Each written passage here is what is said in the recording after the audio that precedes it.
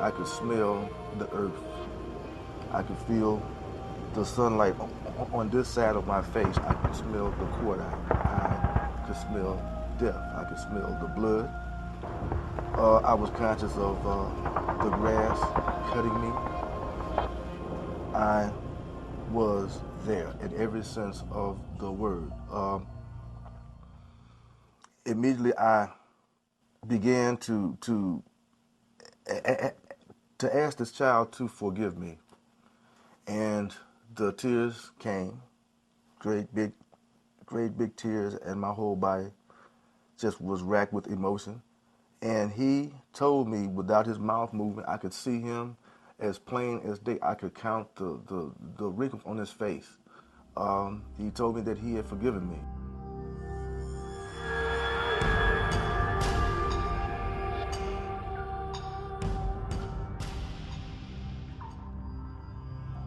It was like, boom, boom, and there's my mom, there's the farm.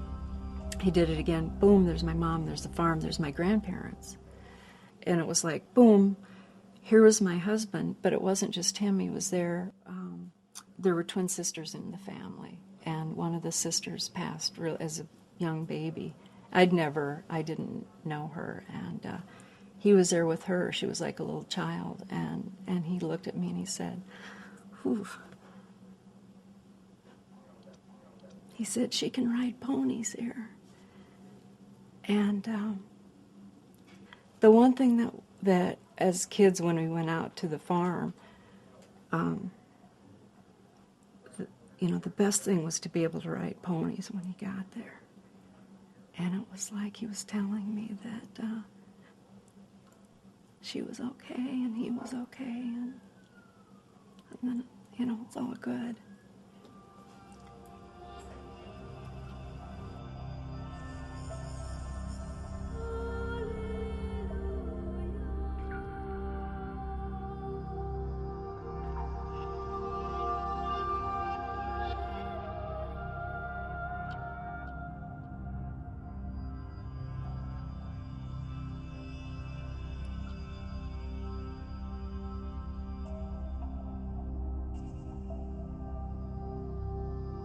I discovered that some of my patients, actually about 15% of my patients, reported at the end of the session that they had an experience that they believed was involved actual contact with the deceased person they were grieving.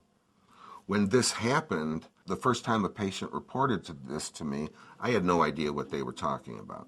You can't prove to anybody that you're actually talking to dead people, you know what I mean? And you can't prove you're not. And to me, it doesn't make any difference, because what they say to you is so real, so honest, you know what I mean, that you listen to it. The one thing I knew for sure was that this experience was healing my patients to a degree that I had thought was not possible. I felt like I had just experienced a miracle.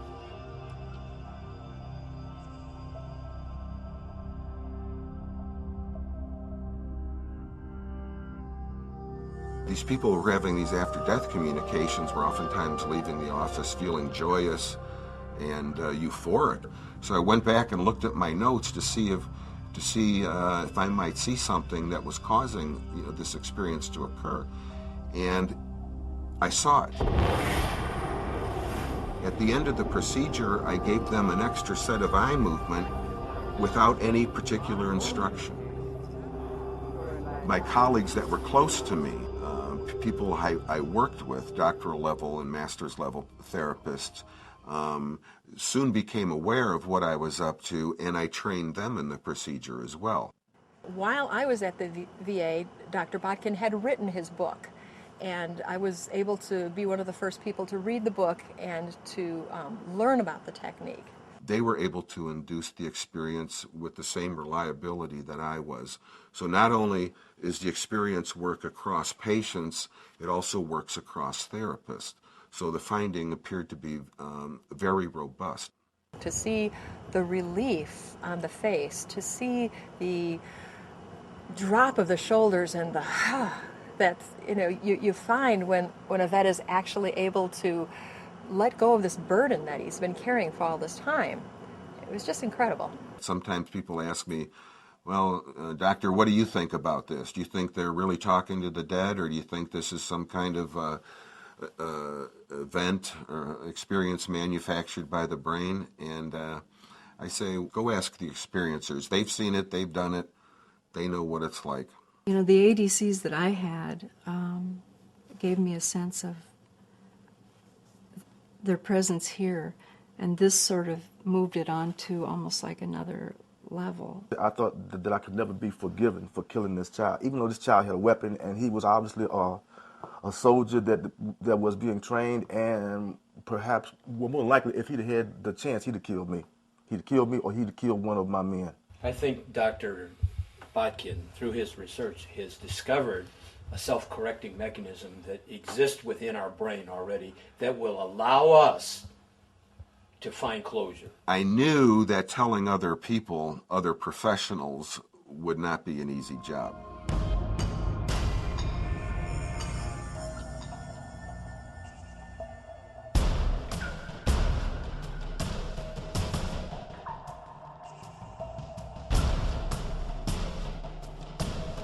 In Vietnam, you learn about death. You see men go crazy.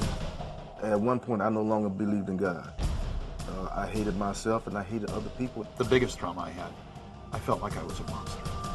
You're walking around with the death of 600 human beings. And you feel sad about that, but you can never express it. There are times that you just wish you were dead. I wrote my mom to tell her I'd never make it out of Vietnam. We can talk about, Vietnam, Iraq, Hurricane Katrina, 9/11, awful kinds of such painful losses, losing children in car accidents, where that pain is just really still raw. How can you possibly put something so profound aside and get on with life? My motivation was always to bring whatever relief I could to my patients in a way that caused them the least amount of distress. When Dr. Al had first brought me this stuff, I said, man, I don't want to hear that. Man, I did everything I could to avoid it. I had a hard time believing it, even though my patients were telling this. I was seeing it in them. Even though I didn't know my mother had passed, I really felt I had let her down until I had the ADC and I spoke.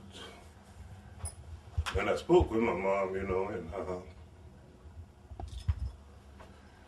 take a chair, baby.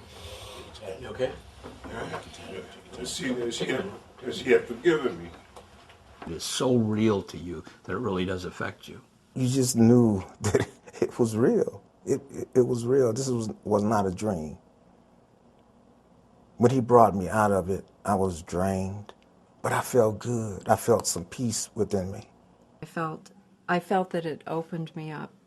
People like Dr. Botkin, and the more he trains, therapists that he trains, there's going to be more help for everybody.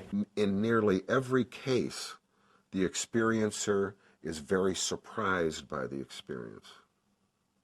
It's not what they expected. When you do an IADC and you speak to that person, and the person goes, I forgive you. I genuinely forgive you. I'm okay. I'm fine. You're a better man now. I forgive you. You feel forgiven. Now, you can't find that anywhere else. Disbelievers had after-death communications just as readily as those that believed. You experience it, but then you actually get to see and talk to the people. This child communicated with me telepathically and told me that he was at a better place to live my life and be happy, to go forward, and that he had forgiven me. And that was like taking the weight of the world off of my shoulders. You don't know how many lives one death affects. One death. And people, if you see it on the news that 5 soldiers were killed, that's all you think about is 5 soldiers were killed. But you don't know how many lives that affect. You don't know how many traumas that it affects people, that people develop from this one death. those people need help too. This saved my life. This gave me another meaning of life.